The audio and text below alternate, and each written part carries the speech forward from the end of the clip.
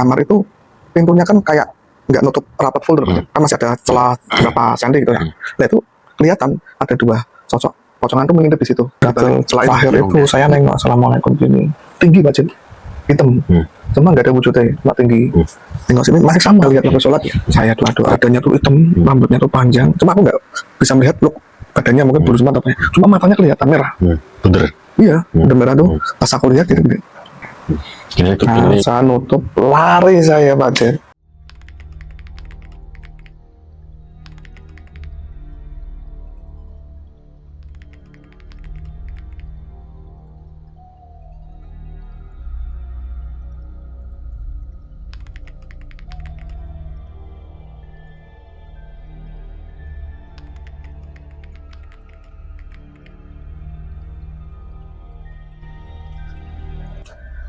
Halo Sobat Kumis di sana, selamat malam, bertemu lagi di Kumis Kumpulan Cerita Mistis. Bersama saya Mas Andre dan Bang Jeff. Terima kasih buat sobat-sobat Kumis di sana yang telah menonton video kita. Saya ucapkan terima kasih. Saya doakan sehat selalu di sana. Untuk cerita kali ini kita akan mengusung tema apa nih, Bang Jeff? Hari ini gantian dalam gantian itu berarti aku ngangkat cerita. Gue kan dulu pernah tinggal di salah satu tempat di Semarang ya. Daerah ini daerah Belancir, daerah Pedurungan lah ya. Daerah Pedurungan. Nah, soalnya Belancir itu enggak apa-apa. Itu kan aku pernah bersama tim di Jalur Tulung. Gue kan Jalur Tulung pembersihan rumah. Cuman cerita yang diangkat pada hari ini itu mungkin menceritakan latar adanya pengusiran kan karena ada sebabnya atau sebab. Nah, aku pengen hari ini Mas Andre ini cerita latar belakang kenapa bisa terjadi. Ini saya yang cerita dulu berarti ya. Jadi gini teman-teman, itu kejadiannya kan di tahun 2000 lah ya, kurang lebih tahun 2000. Itu kan saya pindah rumah di daerah Pedurungan. Itu mendapatkan tempat lahan yang kanan kirinya itu masih hutan, masih rimbun lah hutannya. Depan itu pohon bambu semua, bambu kuning, tidak ada akses. Jadi rumah paling ujung itu rumah saya, depan udah nggak ada apa-apa lagi. Nah, waktu itu kan saya dinas kerjanya di Kudus waktu itu. Nah, cerita budi saya. Jadi budi saya tuh mengeluhkan waktu awal kali rumah itu dibangun, belum full jadi, masih bata merah itu. Budi saya tuh tiap malam mau masuk maghrib itu tuh sering mendapatkan gangguan. Gangguan itu berupa suara, berupa kayak diikutin tuh ada sesosok makhluk yang ngikutin sampai ke dalam rumah lah. Berarti gangguan itu mulai terjadi pas rumah itu kan awalnya berarti kan rumah baru kan? Iya. Benar. Rumah baru. Setelah rumah itu jadi. Setengah jadi lah ya. Nah, setelah jadi, itu kejadiannya langsung langsung jadi kondisi rumah setengah jadi itu kan berarti belum full tembok, Pak. Masih bata merah. Nah, dari penuturan budi saya itu tiap maghrib pasti ada kayak anak kecil di halaman sama di ruang tamu jalan. Bahkan anaknya yang paling kecil perempuan itu tuh dapat temen anak kecil itu waktu itu. Nah terus Yang bikin ekstrim waktu saya di Kudus itu menerima telepon suruh pulang, suruh nemenin di rumah itu ada kejadian. Berarti yang tinggal di rumah di Pedurungan itu kowe. Sebenarnya kalau saya kan posisi di Kudus, berarti bude saya sama anaknya 2. Oh, iku saya wedi. Masih takut karena ekstrimnya gini, berarti kalau gangguan kayak penampakan, gangguan kayak suara mungkin wajar ya. Itu enggak, yang ekstrimnya seperti ini. Bude saya tuh kan keluar naik sepeda pulang karena kan nggak ada jalur tembusnya kan, ada hutan itu. Pulang dia merasa ada yang ngikutin. Waktu itu dia cerita ada 2 pocongan itu ngikutin sampai masuk rumah, sampai masuk ke dalam kamar. Nah di kamar itu pintunya kan kayak nggak nutup rapat full dulu, kan masih ada celah berapa senti gitu ya. Nah itu kelihatan ada 2 sosok pocongan tuh mengintip di situ, di balik celah itu. Berarti rong dash. Iya, 2 kepala. Ya katanya sih dari saya bilang orangnya takut karena bahasa Jawa ya. Wong wedi, ya kayak wong wedi mas. Tapi ada wajah kepala tuh. Lah, saya kan merasa ketakutan ya di kamar. Itu kejadian pertama. Lah, penataannya waktu itu kan kita nggak tahu ya karena waktu pindah di tempat baru itu kan nggak, bangunannya tuh kayak orang Jawa bilang pintu depan nembus sampai pintu belakang, kan bisa buat jalur ya. Nah terus waktu ada juga kejadian lain kayak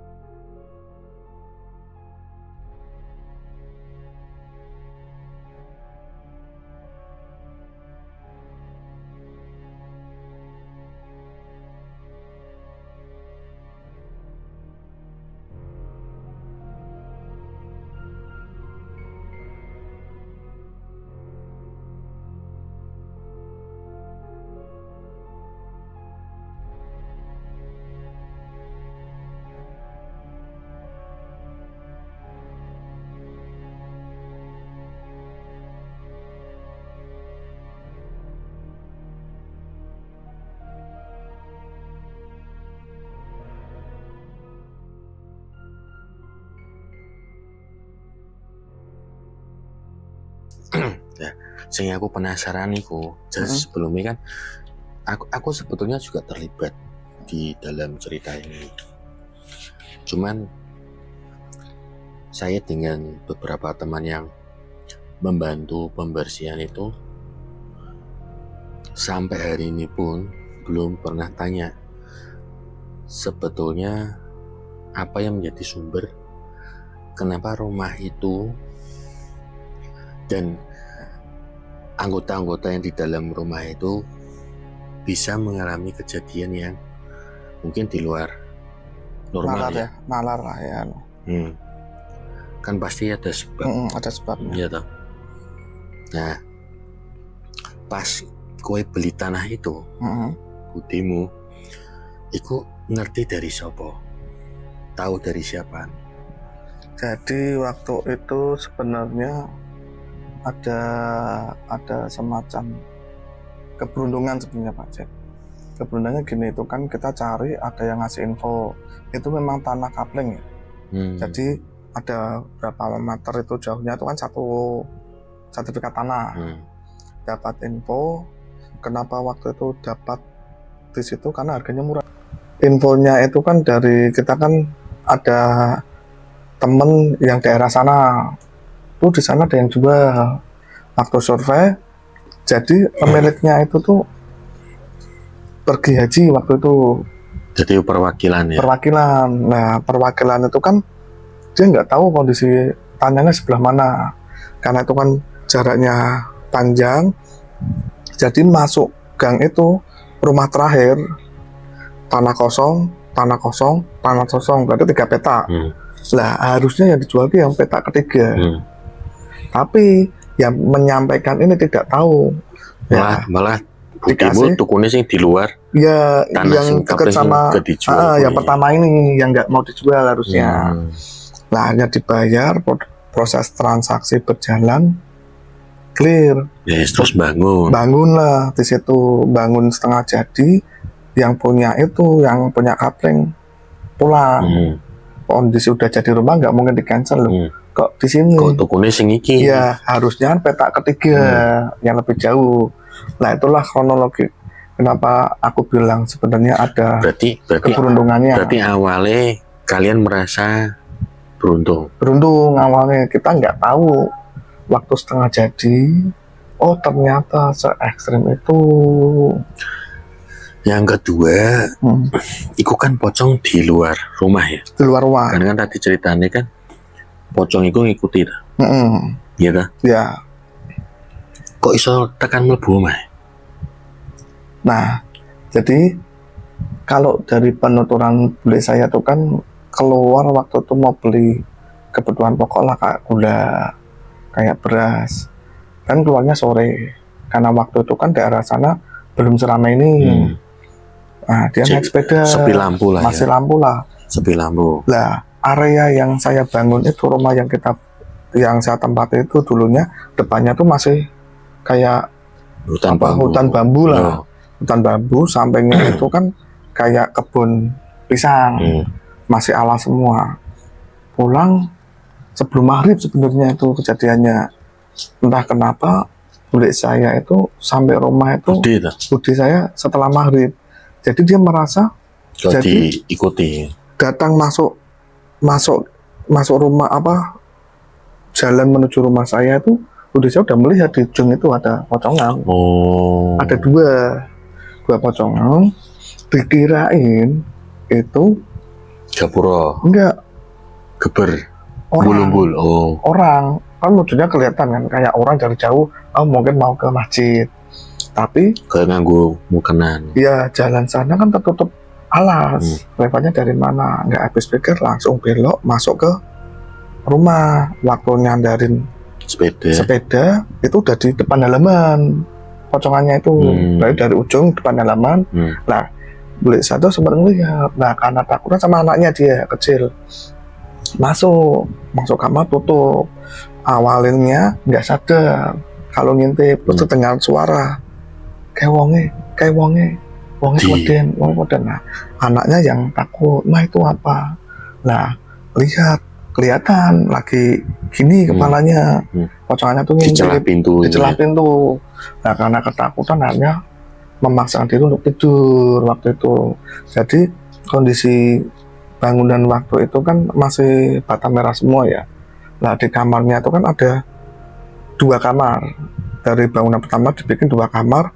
Satu kamarnya bude saya, yang belakang itu kamar keluarga, yang nanti saya tidurin tuh yang kamar kedua ini. Nah, waktu dibangun itu tuh kan sebenarnya nggak ada unsur ekstrim sebenarnya ya. Masih nggak ada hal-hal yang terjadi. Hal terjadi itu terjadi setelah rumah itu setengah jadi, bisa ditempatin lah. Nah, ditempatin pertama almarhum dari berarti suami bude saya itu, Pak Demu ya. Pak De saya pulang nemenin di situ. Kondisi setengah jadi itu belum ada listrik, belum dipasang listrik, masih gelap waktu itu. Kejadian-kejadian aneh itu waktu gelap. Nah, karena tiap kali ada kejadian gangguan itulah bude saya bilang, kamu ada temen nggak, coba dibantu, didoain biar nggak serem. Itu awal mulanya. Jarak dari budemu intinya rumah itu mencekam sampai akhirnya budemu ngomong tolong dibantu. Iku mesti berapa lama loh? Sebulan, 2 bulan? Oh enggak, 1,5 tahun. Berarti sekeluarga gue nahan mencekam selama 1,5 tahun. Nahan mencekam 1,5 tahun, cuma waktu sendiri itu kan mencekam. Nah semenjak suaminya datang, Pak itu Demo. agak mending. Oh, Gangguannya cuma sekedar suara, penampakan atau apa ya. Mungkin kan dari almarhum suami bude saya kan mungkin orang dari timur lah ya, rasa Kupang lah. Dari Kupang kan mungkin ada rasa berani ya. Nah itu agak mending. Nah awalnya aku nggak percaya ada gangguan-gangguan seperti itu. Tiba saatnya saya libur nih kerja pulang ke rumah itu. Awal itu tetangga ada hajatan, di seberang ada hajatan, jadi bude sama om sama Pak D itu kan datang ke hajatan itu sama anaknya diajak. Saya sendiri di rumah itu menempati kamar kedua. Berarti di satu titik gue pernah ngalamin sendirian di rumah budemu itu. Iya betul sekali. Jadi waktu itu kondisinya udah masang lampu lah ya, udah ada listrik, dipaksain ada listrik narik dari luar itu. Waktu itu kondisi mati lampu. Oh, mati lampu. Kondisi mati lampu. Saya di kamar kedua itu kamar kedua itu nanti yang menjadi titik dari Bang Jeff dan tim lah ya untuk membersihkan itu. Sekarang ini kami ini pensiun. Pensiun ya. Bersih nyamuk. Bersih. Nah habis itu saya sedang menjalankan sholat isya. Sholat isya kondisi gelap. Gue harus ngerti mati lampu gitu. Gue gak nyurip ke lilin apa-apa nopo. Enggak, waktu itu kan saya nggak tahu lilin itu di mana, tempatnya di mana. Nah saya kan berarti gue aslinya turu. Iya saya di kamar tidur. Oh terus tangi sholat isya lampu mati lah. Aku sempat nyari bude saya letaknya di mana, cuma kan udah pada pergi dulu. Ya udah, niatan saya itu kan saya sholat dulu langsung nyusul. Nah, sholat ki ora suwi-suwi ya kan paling kan cepet lah ya, nggak butuh sampai 1 jam enggak. Dalam hati sebenarnya tuh ada rasa nantang. Ada rasa nantang tuh gini, penasaran. Oh katanya orang kalau ibadah nggak diganggu, orang kalau sholat nggak diganggu. Oke lah. Terus parane sombong misalnya. Parane udah sombong itu. Dosa ya. Udah dosa itu. Nah, saya ambil air wudhu, saya sholat. Baru rakaat pertama. Rakaat pertama masih Allahu Akbar. Jeng. Baca Al-Fatihah. Belum selesai, ditepuk Pak Cek. Belakang, kayak ada yang jadi makmum tuh. Oh no. Ya biasanya kalau ada nepukan berarti ada makmum belakang ada orang kan. Pada hari situlah saya kaget. Sempat buyar bacaan, pengen lari atau enggak, saya khusyuk lah, hampir sempat buyar lah. Tak lanjutin, tak selesaikan, kondisinya tak selesaikan, gini. Udah sampai rakaat terakhir, karena sholat isya itu kan 4 rakaat, kan berarti kan kondisi seperti itu berarti kan lama kejadiannya. Waktu takbiratul terakhir itu saya nengok, assalamualaikum gini, tinggi bacaan, hitam, cuma nggak ada wujudnya, cuma tinggi. Nengok sini masih sama. Saya doa-doa. Berarti belakangmu ada 2 sosok. 1. Tapi gue ndelok kanan ono, kiri ada. Dengan kiri, orang yang sama. Gue ndelok kiri, dia baru pindah kiri. Kalau gini kan dia posisinya pasti di sini tuh, besar. Dilihat dari sini sama sini kan pasti kelihatan kan. Oh, berarti ombo ya. Iya, dia besar. Nah, sempat kaget saya. Loh, saya berdoa selesai, saya pelan-pelan ambil ngelipat sarung sama sajadah. Lah pas saya balik aku udah menguatkan wajahnya seperti apa. Mas pokoknya siap bu siap Nggak mental, tak ada saat balik tuh nggak ada. Nggak ada. Saya dengan santai mengumpulkan mental, tak taruh semua. Saya keluar dari kamar, lewat belakang itu kan masih kebun semua kan, hutan ya. Nah, saya nutup, lari saya Pak Jet. Lari, wah, saya nggak tahu di situ ada apa di hutan itu. Sampai saya ke jalan utama, Jalan raya ya. jalan raya lah. Bodohnya, saya tuh nggak tahu hajatannya itu di mana. Jadi saya nongkrong di pinggir jalan itu, duduk sambil tengok ngomong hilang lah. Itu kisah mestinya. Sebenarnya tuh masih banyak misteri itu. Cuma pernah gak gue diskusi di budemu,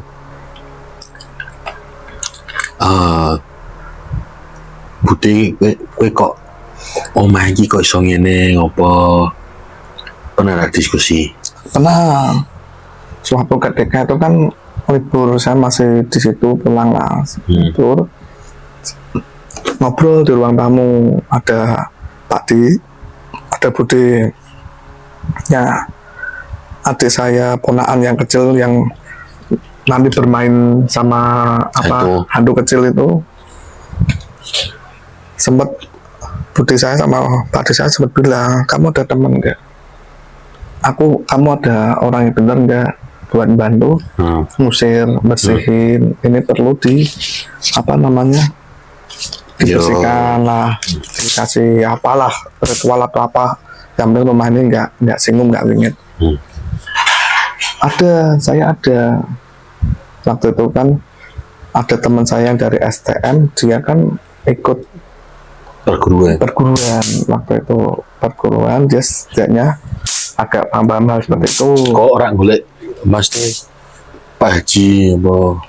Nah, kita pendatangan kita nggak tahu Pak Haji itu yang mana, tanya ke RT itu kan memang di daerah tersebut itu kan masih tergolong orangnya tuh antik. Sampai sekarang paling antik dari pendatang baru itu dianggap nggak kayak di Anatirikan di sana.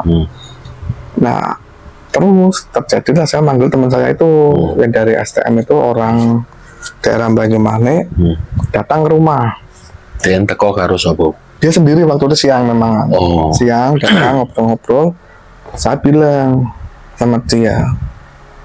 Nah, dia menyampaikan seperti ini. Aku ora sanggup. Iki wis ora ranahku.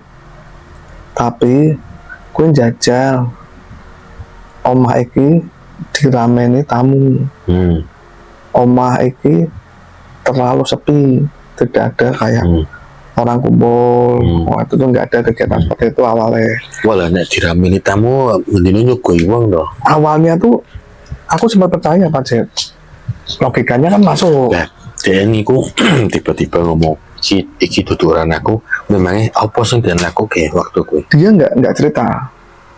Dia kan sempat keliling tuh dari kamar budekku, kamar sing tak tidurin sampai ke ruang belakang tuh. Berarti den intinya survei. Padahal itu kondisi siang loh Pak Jet. Kondisi siang, cuma waktu di kamar budekku dia sempat berhenti lah ibarat kata, terus pindah lagi. Ya terlepas dari itu kan suruh kasih rajahan atau apa, ayat kursi atau apa, temanku juga sempat bilang percuma kamu kasih itu. Kalau memang tidak ada tamu, dianggap rumah itu kosong. Logikanya masuk, oh iya nggak ada tamu, nggak ada kehidupan lah. Udah tak terapin Pak Jet. Teman-temanku yang dulu STM daerah situ tak panggil main ke sana.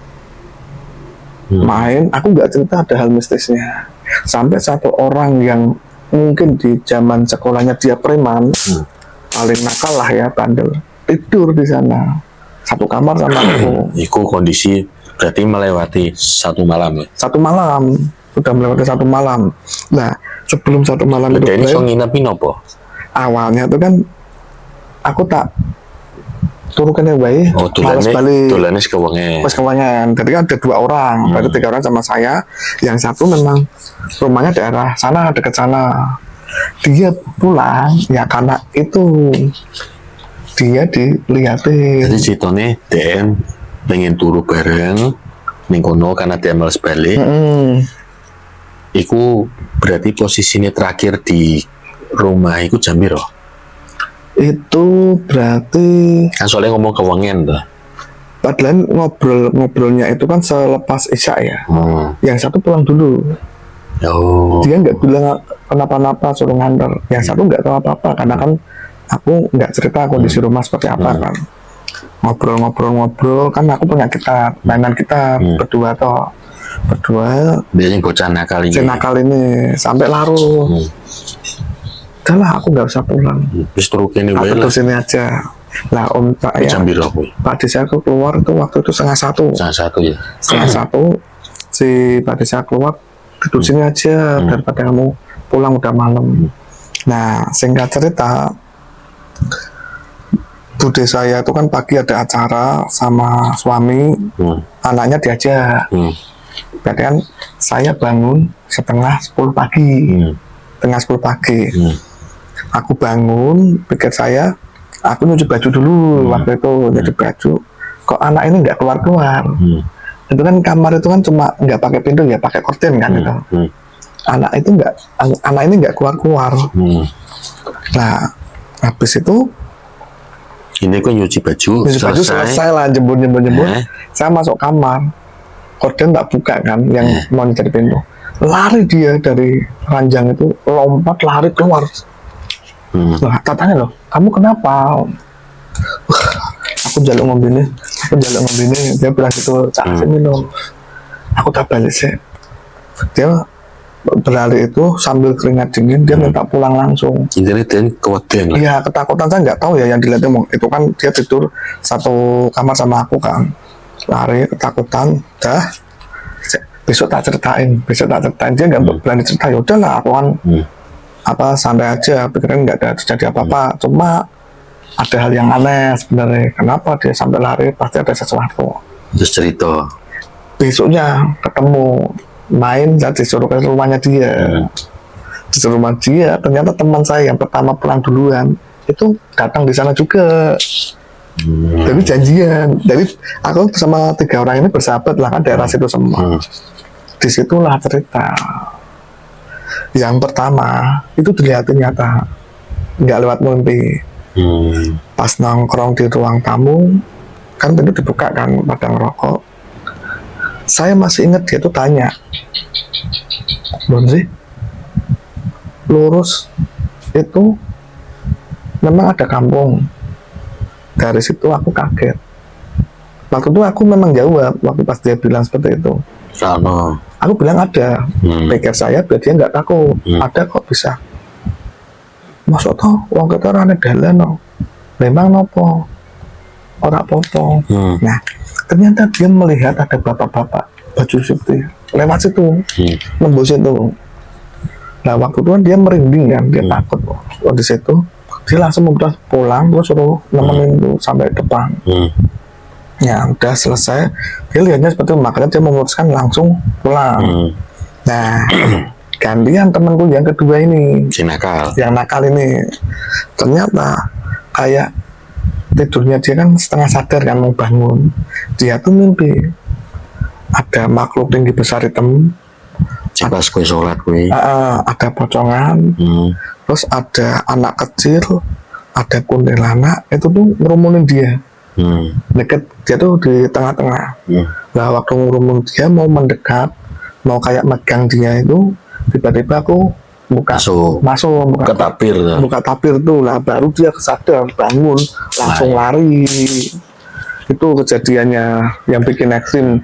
Cuma habis itu sih saya nggak cerita ke budi saya. Beberapa lama baru aku cerita kejadian itu lah. Sampai sekarang teman saya 2 itu nggak mau lagi. Kalau udah mau maghrib pasti pulang. Berarti kejadian yang menimpa orang lain pun kan terbukti ya. Terbukti. Nah, setelah koncomu ngomong, iki rak ranahku, ya, coba kue ngerameni. Ternyata kan itu kan gak berat. Terus? Nah, dia ingin ngomong dong. omah dirame nih, rumahnya dibuat rame toh. Nah, ternyata juga tidak berhasil lah. Benar. Ya. Nggak Terus- ada pengaruh lah. Nah, terus sing terjadi malah terjadi korban lagi lah. Gangguan lah. Iya toh. Nah sebenarnya waktu itu kan saya belum bertemu kan sama Bang Jeff waktu itu, dan tim ekspedisi itu belum ketemu. Saya selesai nih kerja saya di Kudus, baliklah ke rumah itu. Jadi cari kerja Semarang. Nah, Jadi berarti kowe wis mulai full time di Semarang. Saya pindah tugas. ning kono ya. Iya, pindah tugas Tim. Semarang. Sorry. Oh. Nah, pindah kerja di Semarang. Ini saya ngalamin waktu itu kan saya kumpul lagi nih di tongkrongan. Di tongkrongan dari teman kita yang sebelumnya di video sebelumnya, Mas Bagong itu tuh kumpul di tongkrongannya Mas Bagong. Mas Bagong sudah cerita kan waktu itu Mas Bagong juga salah satu ikut tim kan ekspedisi. Mas Bagong itu menawarkan, yuk ke tempat ini, nanti saya kenalin, itu kan Bang Jeff juga ikut, kan kamu kenal, nanti bisa cerita-cerita. Nah awal mula gabung lah. Aku kowe dong cedek. Belum kenal waktu itu kan. Awal itu kan saya ikut belajar tim ekspedisi itu kan awal-awal itu kan masih baru kan. Saya cerita. Nah waktu itu saya ikut meditasi itu. Nah semenjak saya ikut meditasi itu ada nih timbul rasa keberanian. Awalnya wah saya sendiri pasti bisa nih. Saya sendiri pasti bisa nih. Ya ternyata di luar dugaan. Ternyata bisa. Jadi bukan bisa, malah dia semakin menjadi. Jadi kejadiannya tuh berarti kue pikirmu tambah sakti, ternyata enggak. Karena malah lebih berani. Wah mungkin kamu aja mental masih segini ya. Sebenarnya saya tuh nggak minta ditemuin, enggak. Itu tanpa sengaja sih. Awalnya ada kejadian aneh. Ini gue menimba ilmu lah. Di sang ketua gitu. Ya di sang ketua agak pede lah ibaratnya kata. Terus merasa pede jalan sendiri. Kalian waktu itu saya nggak ada niatan untuk ngusir sendiri. Oh iya. Cuma waktu pelindungan sendiri lah. Saya membawa diri sendiri. Tapi rasa ketakutan udah mulai sedikit menurun. Nah hampir itu kan nggak ada kejadian nih, tiba-tiba ada mati lampu lagi. Di sana sering mati lampu waktu itu. Masuk ke maghrib nggak ada masalah. Mau masuk ke waktu isya setelah adzan mulailah ponakan saya yang kecil itu bilang, dia temennya tuh itu teman saya, itu teman saya ada di sana. Nah, tak tanyain, padahal itu di ruang tamu ada aku, ponakan saya, Budi sama Padi ya, di ruang tamu itu ngumpul di sana. Nah, anaknya Budi saya itu bilang, Om itu loh Om, ada teman saya, dia nggak berani masuk.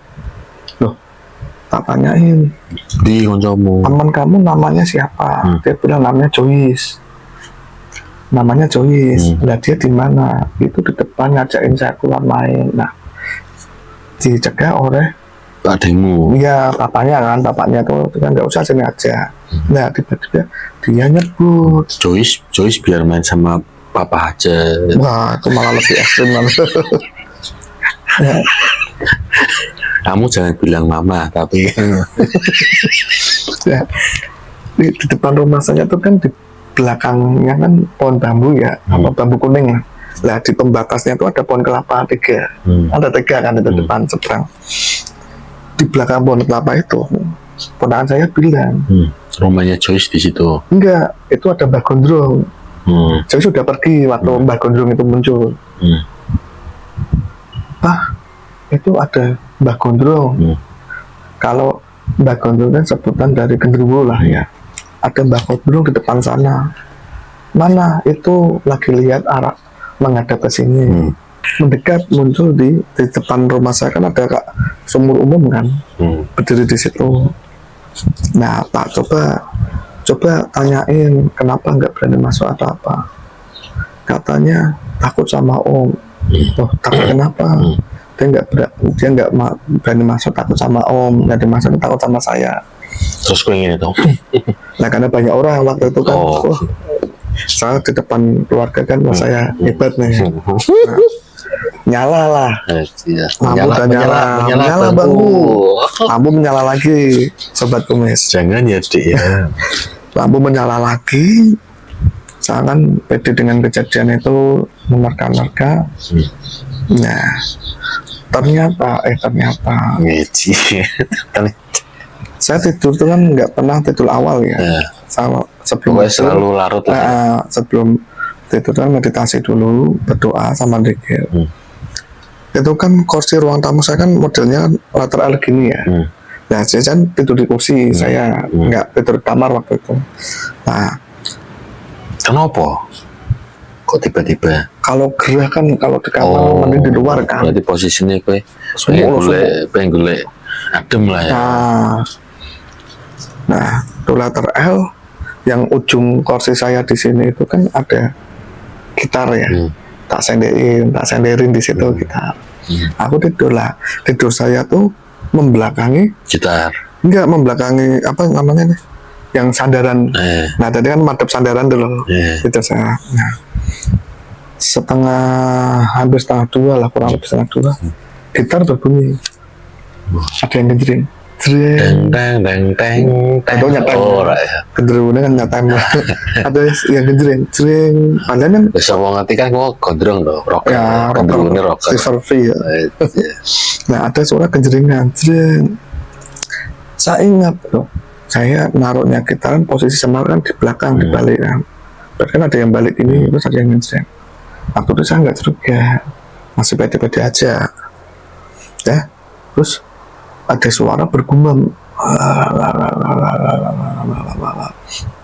Saya tiba-tiba badan tuh merinding. Nadanya juga. Pasti suaranya kurang lebih kok ya. Kayak orang, ya kayak monster gitu. Iya dah. Kayak bergumam gitu loh. Nah, aku aneh. Tadi dia ngejreng, kalau dia nyanyi nggak mungkin nadanya kan nggak pas kan. Nada jreng sama alto kan nggak pas kalau kecuali rocker lah. Nah, tiba-tiba merinding. Mungkin nyanyi gue deh. Ya mungkin, makanya jreng. setahu kalau jangan dia lagu metal kan nggak segitu. Apa mungkin dia mau scream tapi nadanya rendah. Kita nggak tahu kan. Nah, tiba-tiba saya tuh mengumpulkan mengumpulkan mental. Ini cerita horor lagi. Mengumpulkan mental dan keyakinan berbalik lihat siapa. Ternyata Aura. Ya itu yang disebut Mbak Gonzong. Baru itu saya melihat dia duduk. Mungkin yang saya lihat waktu sholat ya. Badannya tuh hitam, rambutnya tuh panjang. Cuma aku nggak bisa melihat look badannya, mungkin bulu semua apa ya. Cuma matanya kelihatan merah. Bener. Iya, udah merah tuh. Pas aku lihat dia gede. Ini jeber. Dia nggak sempat buka mulut. Tapi mulutnya jadi ya. Cuma mungkin nggak terlalu kelihatan sih, cuma aku lihat matanya aja dia gede. Dan mau kataan. Enggak, dia cuma nutupi. Iya, aku nggak sempat melihat bawahnya. Badan ini ke atas lah. Berarti umurnya ribuan tahun. Ribuan tahun pasti. Waktu itu saya langsung berbalik. Bewedi. Takut kan balik badan. Terus ngedune jare mau wani. Kondisi seperti itu kan memang saya takut lah waktu itu lah. Saya memang takut lah. Nah, saya tuh sempat ngintip lah. Ngintip masih ada. Jadi gini kan aku masih gini. Masih ada di situ. Nah, tapi posisinya dulu ikut. Masih tuh ngeliatin. Jadi masih ngeliatin gini. Orang nyedai. Dia nggak dekat, cuma memang ada jarak lah ya. Nah, waktu dia masih di situ, aku dalam hati berucap, aku orang ganggu, ojo ojo ganggu aku, wong aku ora ganggu kowe. Aku niate apa ora duwe niat apa lah. Nah, sepaman ibarat bilang dalam hati bahasa Jawa seperti itu. Nah, aku tidak berharapan dia bakal mendengar, wong aku juga bilangnya dalam hati kan. Disambut. Saya bisa mendengar apa yang dia bicarakan. Dia bilang, aku cuma ngomong karo sing manggon kene. Aku penunggune kene. Jadi sampai ke karo liyane. Udah itu tidur saya kan tiba-tiba ngantuk tertidur. Lha kira takon, lho kowe rak ngomong dhewe wae langsung ngopo? Nah, ini titik poinnya. Besoknya aku cerita. Ada budeku, ada pakdeku. Aku cerita deh. Datangnya ini. Berarti balik ke mimpi koncomu sing mau ya. Gendruwo, pocongan, anak kecil sama kuntilanak lah. Si gendruwo iki sing delok kuwi. Ya, kemungkinan ya. Kowe ngongkon ngomong mbek si kuntilanak, pocongan mbek sing bocah cilik iki. Enggak toh. Berarti ono setan meneh toh? Ada setan lagi yang aku belum lihat. Oh. Nah, yang dimaksud aku penunggu neng kene disuruh nyampe lagi ke buleku sama budeku, budeku sama pakdeku. Nah, waktu aku cerita ditanggepin langsung. Ya bener toh, bude saya nyelotok. Ya bener toh, Pak. Saya didelok podo. Lah aku kaget. Apa Om yang kamu lihat? Nah, dia cerita Pak C. Waktu saya malam kan juga malam kan, sekitar setengah 9, jam 9. Kayaknya di antara tembok kamar itu kan nggak sampai penuh Pak C. Ada celah kan. Buat apa? Asbes tuh ditutup kan masih ada celah kan. Kamar satu sama kamar satu lainnya. Waktu nonton TV, bude saya lagi tiduran, suaminya lagi lihat TV, duduk bersandaran, dari pembatas itu keluar. Awalnya tangan. Bude saya awalnya nggak curiga, apa tuh? Wah, dijamin. Lama-lama tangan tuh keluar. Nah, habis itu keluarlah sosok si Mbah Gondrong, ya sebut Mbah Gondrong keluar. Nah, bude saya kan yang lihat dulu karena tidurnya gini kan. Nah, om saya ini, pak saya dari sini lihat TV. Pak, ini apa pak?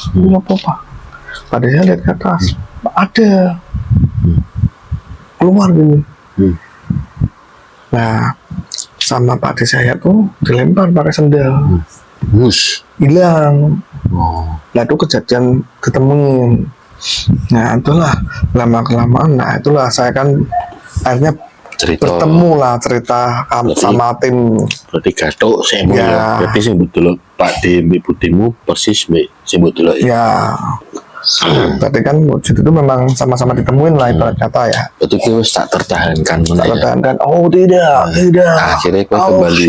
Fuck, gimana Pak? Nah, akhirnya saya datang lah. Kita tenan ngono barang gue. Udah lah, mau disitu takut. Nah, siang mungkin oke lah. Nah, terus Pak Tahan langsung ngomong tim ekspedisi Ghostbuster-nya. Pak Ketua. Sama awalnya penyambung sama Mas Bagong dulu cerita. Mas Bagong mengarahkan ke bagian wakil ketua lah, Bang Jeff. Wakil ketuanya Bang Jeff ya. Rano bayaran nih. Nah, habis itu ditemukanlah ke wakil ketua Bang Jeff inilah. Saya bertemu dengan Bang Jeff, cerita, akhirnya di sana kita disambut, didudukkan kan saya sudah ngikutin lah meditasi dan doanya kan udah ngikutin. Nah, di situ saya cerita sama Bang Jeff selaku wakil ketua, disampaikan ke ketua lah, dibahas di forum itu. Lah saya nggak tahu nih, saya cuma kan minta tolong. Iki ngomongnya iki Pak Ketua langsung. Langsung. Aku masih soalnya ini. Tiba-tiba. Oh iya, benar-benar. Tiba-tiba ki aku nih. Terus loh. Apa kamu? Dungo saya urusin. Dungo urusi apa kamu? Kilo Andreas ngono ceritane. Nah waktu itu nih kan saya luruskan ya, saya bertemu langsung sama ketua tim lah, ketua tim ekspedisi. Nah, ketua tim berarti menggali informasi dulu. Waktu itu kan dibukalah forum kejadiannya seperti apa. Beliau sudah di surga tapi Ya, beliau sudah berpulang lah. Nah, lanjut cerita. Nah, saya nggak tahu nih apa namanya si Pak Ketua bahas sama Bang Jeff. Nah, itu kan saya udah menjelaskan itu kan waktu kronologi kan aku menjelaskan itu ada dirimu Bang Jeff, ada apa Bagong juga ya. Ada Bagong, ada si ketuanya. Berarti waktu di tempat itu Army sebenarnya ngono. Ya ada yang kalau lihat di video sebelumnya tuh yang disebut Mbah Primbon tuh ada di tempat. Berarti ada 5 ya. Kapan-kapan nanti kita panggil yang namanya Mbah Primbon tuh mana ya. Berarti ada 5 orang. Nah, terus kalau berarti tak jelasin lagi waktu kumpul itu di tim ekspedisi ini ya, tim ekspedisi Ghostbuster ini, Ghostbuster. Ada saya, Mas Bagong tuh yang di video berarti dua ya. Video kedua. Terus ada Bang Jeff. Terus ada yang ketua yang memimpin tim ekspedisi, sama satunya Mbah Primbon. Mbah Primbon itu yang diceritakan di video ketiga itu yang Mas Bagong dikasih cincin. Nah, itu Mbah Primbon ada di sana. Nah, kalau dari sudut pandang Bang Jeff, yang tim ekspedisinya nih, ketuanya ini. Aku kan nggak ngerti toh permasalahannya apa. Diundang be Tong Sancong si Pak Ketua. Dikon intinya ini meski buat resek iki mandiri sama masalah. Dulu ini piye wis duwo. Poiso aku. Wis duwo sih ya aku duwo. Karena saya itu paling tidak berkontribusi. Kayaknya sih Mas Siapa? Sama Mas Armis. Mas Armis pun malu toh. Malu. Wong sing yang datang yang datang di tempat saya itu banyak karena penasaran dengan kejadian bom itu. Ya ada bom apit barang. Botol. Nah, nanti yang namanya botol ini nanti yang lucu. Saksi hidupnya Saksi hidup. Cuman ini aku ngomong lagi yo. Saya kira serama kegiatan pembersihan no. Ya sekarang nggak ada. Lah, iku aku doa, terus aku kan nggak pernah ngono dah lokasi dah. Doa iku, aku lihat jadi visual dari rumahmu. Nah, rumahmu iku awalnya jadi depannya iku masih tanah. Tembok rumahmu iku waktu iku hijau untuk asin. Ya. Ngarepe iku dan bambu kuning. Ngarep di depan rumahku ono sumur bong, mburi ono wit nongko. Ya, betul. Nah, kuntilanake ning wit nongko. Ya. Terus mburi iku tak jelajahane, mburi iku ono sumur juga. Gede. Murbong juga. Itu yang aku lari itu kan mendapatkan sumur itu dari belakang. Terus aku selesai doa itu, aku ngomong be Tong Sancong toh. Ketua tim ekspedisi lah. Cuman waktu aku kan aku jarang kontribusi ya. Jadi aku ngomong-ngomongan dipikir ya toh. Ya. Jadi ceritanya itu kan dari